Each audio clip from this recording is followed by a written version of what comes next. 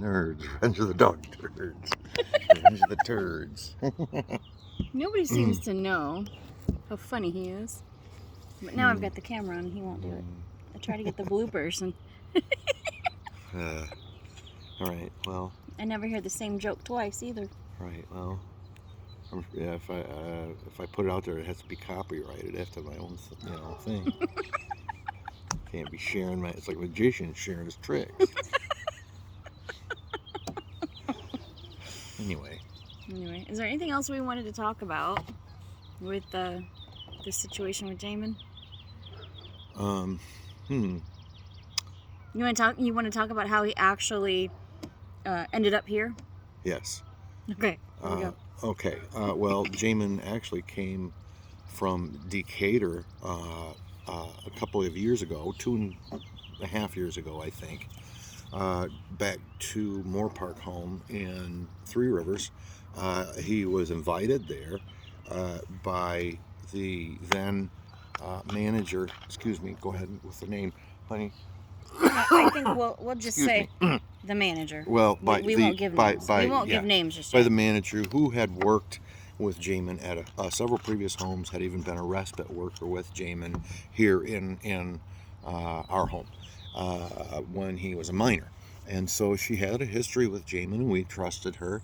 And but about a year and a half into that endeavor at the home, everything seemed to be going well there, and we would pick him up every couple of weeks and take him bowling, movies, different things like that. I think we even went to a concert. And he had no episodes during that time frame that we'd heard about. No, anything? there's nothing major. No. But then there was a breakdown in the management at the home, and the home's supervisor, the co-op supervisor, took over management of the home, and now her boyfriend owned all of these group of homes. Yes. And she took over. Right.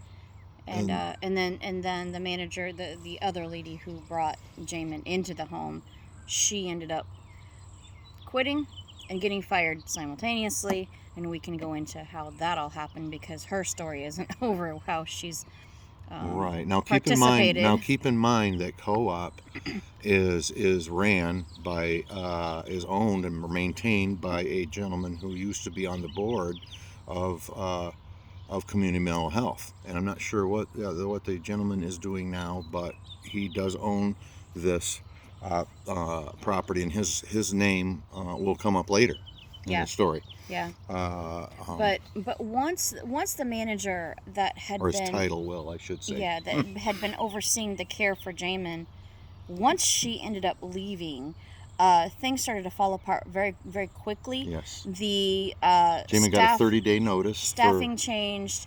He was having minor behaviors like spitting and pinching in a behavior home. So this was supposed to be equipped to handle all of his violent behaviors, which he'd had none up until the time that the other lady took over, the other staff took over, and they weren't managing his blood sugar. They weren't managing his behaviors.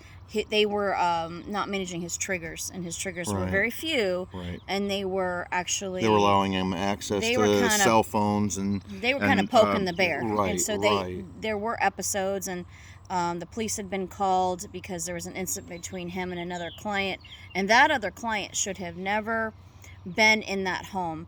Jamin and this other boy had been in homes together, and they just don't mesh very well. It's like two grown men with the mentality of 3-year-olds having pillow fights and things like that that get carried away. They were hard to manage when they were together.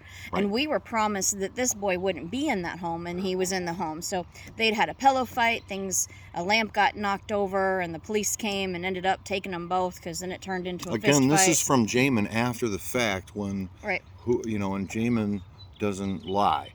He doesn't fabricate. No. He doesn't understand that there's nothing to that there's something to cover up. So long story short, he ended up in jail, and then he got out of jail, and between the bond hearing and the actual hearing for that, the manager called us several times, complaining about his behavior, but she wasn't following his treatment plan. She wasn't following his behavior plan. She wasn't, or the behavior plan that, the triggers that Ray had talked about. Right. And she wasn't, maintaining blood sugar, those things. And so he was having minor behaviors, and she was getting upset. And at one point on a Sunday, would have been the last day that the shop would have been open for the season, This because is it's September a seasonal 26th. This is the seasonal day. shop. Yeah. She calls Ray at work and says, I've called the police. You go from there. Yeah, she called me at work and said, I've called the police. Jamin is He's going back to jail. Going back to jail, and he's getting his 24-hour notice, which meant that he was going to, from my understanding at that point, was that he was going to be evicted. I didn't realize that actually, by law, she would be bound to keep Jamin, regardless of what happened. She would have to keep Jamin in her home until a new home was found. That's the law. And that's the law. But shame on us for not knowing that in hindsight. But so you got there before the police so officer. I actually closed the shop up and ran over to the home, and I arrived before the police did. And what I saw was Jamin sitting on their little stoop, and the rest of the staff and the clients out in the driveway, just standing there. And hey, is everybody? I came up. Everybody okay? I approached them first, and yeah, we're fine. Okay, well, what's everybody waiting on? Because here's Jamin sitting over on the porch, and Christy called, and she said we had to call the police. And I said, well, what for? She said, well, we had to call the police, and we can't go back inside. She said we couldn't go back inside until the police arrived. And she wasn't there yet. And she wasn't there yet. She called from a remote location. I'm assuming from one of the homes in Sturgis. And so then the officer arrived. He assessed the situation. Nothing to see here. And she arrived a short time after that. Right. He actually interviewed everyone there. Jamin was okay. No one was injured. There was no real incident. And so when she arrived, when she discovered that the officer had assessed the situation and there was no violation of anything, she went ballistic and began an argument with this officer. She yelled at the police officer. She said, this is a bond violation and he needs to go to jail now. And they began an argument back and forth, and he was the one with the vehicle and the badge and the handcuffs. And she's yelling at us, telling Ray he needed to take Jamin, and the officer's saying no, he has to stay here. Right. And she's like, I can't take him. I've had a heart attack, and the police officer almost fell over because he looked at her and he said, "What are you doing here then?" Yeah, if you've had a heart attack. And she's like, and we also said, you taking him was never an option. You're not supposed to take him. He's supposed to stay here in the home. And that was all established. It was very clearly, you taking him would have been inappropriate. Yes. And so everything settled down. Police left. We left. The next morning, Ray is at the shop again. And this is where it gets interesting, folks. Ray starts getting some phone calls from Jamin. Now Jamin can call from the home, and he'll call frequently from the home every day to talk to his dad. Yep. And now at the bait shop phone, when you pick it up, you don't see caller ID. You do not see the caller ID when you pick up the phone at the bait shop, very quickly. Right. And even if you do, it's a number, and you're more focused on answering the phone rather than seeing who it is, because it's a business. And so Ray answers. Well, and there were customers in the store at the time too, so I was multitasking he had to and not close paying the store attention early to the day before. I was just answering the phone. He went ahead and opened up that next day. And so Jamin's talking to Ray, and no big deal. And there were some questions that I had for Jamin, or for the staff. And so I'm at after home, Jamin and I hung up, a couple hours later, I'm at home. I call the home and talk to the staff, and then ask to talk to Jamin. And they're like, well, he's not here. And I said, what do you mean he's not there? She's like, what do you mean you don't know he's not here? He went home with the home manager last night, and we thought he had yours or Ray's permission. And we said, what are you talking Yeah. about? And so I called Ray. Ray's trying to deal with customers. He's trying to work the shop by himself. And so I called the police officer from, I called the police department. I said, we have no idea where he is. We don't know where she lived. We don't have her personal phone number. We didn't know where he was. Mm-hmm. And so the police tracked down that he was with the manager. She had him. She kept him overnight. And this is where And- the name or the title of the former board member, board director, I think, of CMH comes into play because Jamin stayed the night at his house. Jamin stayed the night at his he was house the owner because, of these homes. Yes, because the manager of these homes now is apparently his girlfriend. And highly inappropriate. And so this whole situation was highly inappropriate and illegal. And essentially, when it comes down to if you had to divide it with a guillotine between black and white, it's kidnapping. Right. It was so legally kidnapping. The police officer that had been there the day before was actually the one to track down Jamin. And her response to that was, well, Jamin called Ray several times from my cell phone. Ray could see that Jamin was with me by the phone call. Not realizing Jamin's calling the business without the caller ID very evident and so on she there. never made contact with me directly. And she had his cell phone. She's always called the cell phone. Right. Nobody ever notified. So that was her Right. reasoning for it. So the police officer at that time, the deputy demanded that she bring Jamin back to the home. Immediately. So Yep. they bring Jamin back to the home, and he determines, before anything was determined, he determined she needed to bring him back. He called me and said she's on her way back. Right. And that was about 2:30 in the afternoon. Right. So by the time Ray and I can follow up, half an hour later or whatever, she had dropped him off at the home or brought him to the home, called another deputy, and had him arrested. And so we have still yet to be able to get the information on what happened here. Right. The With staff no said, idea. we talked to the staff, and the staff said Jamin had done nothing. There was no violation. There was no episode. There was nothing he had done.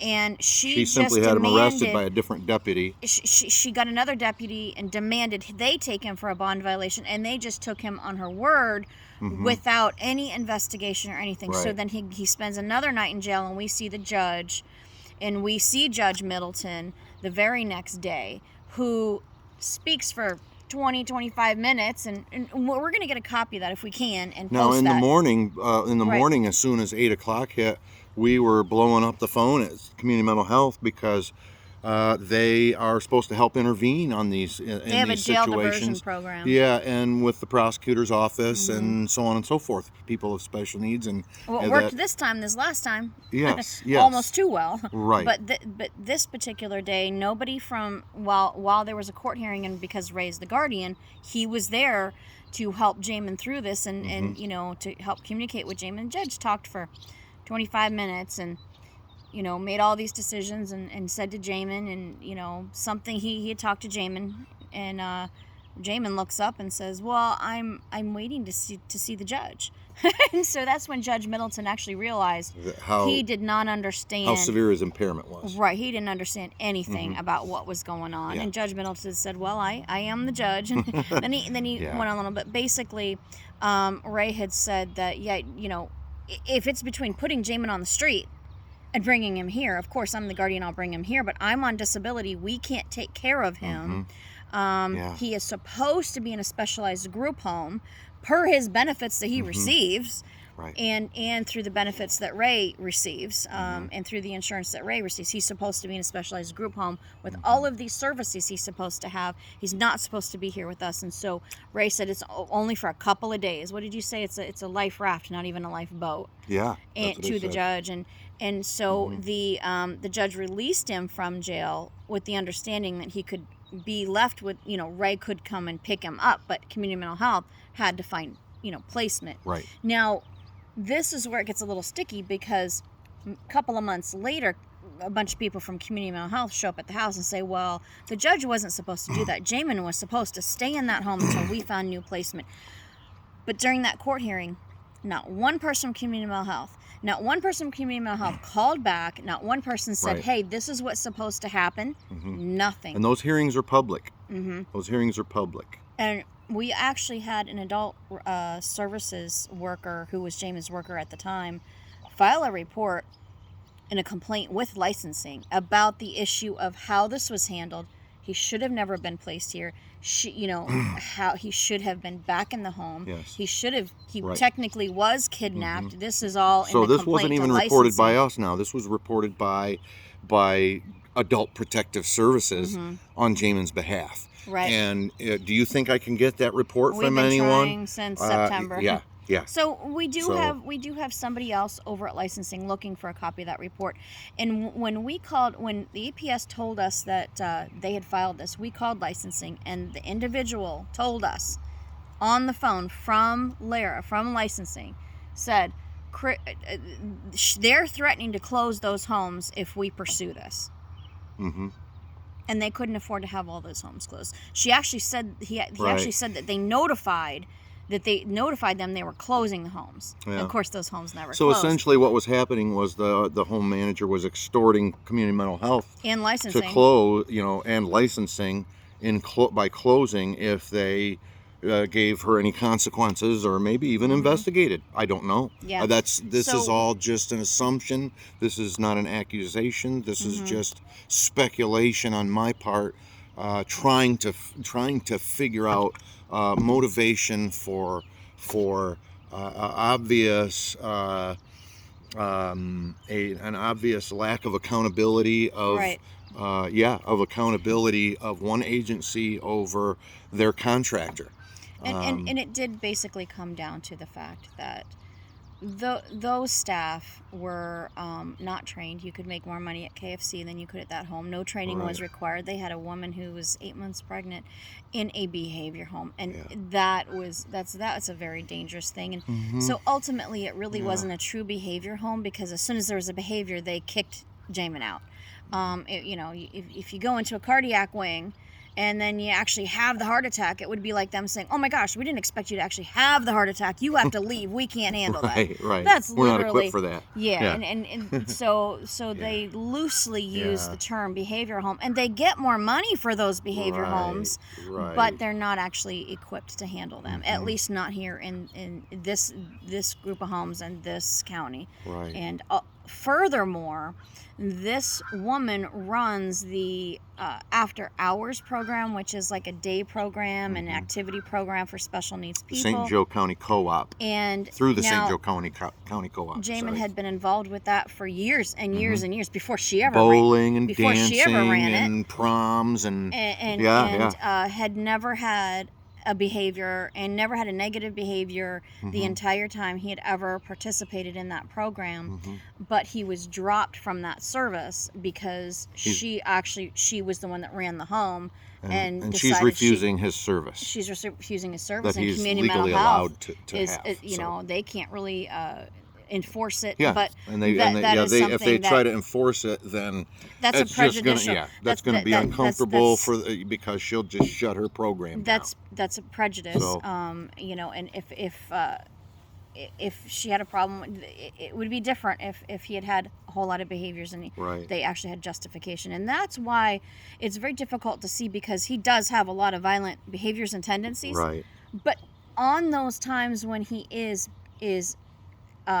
able to maintain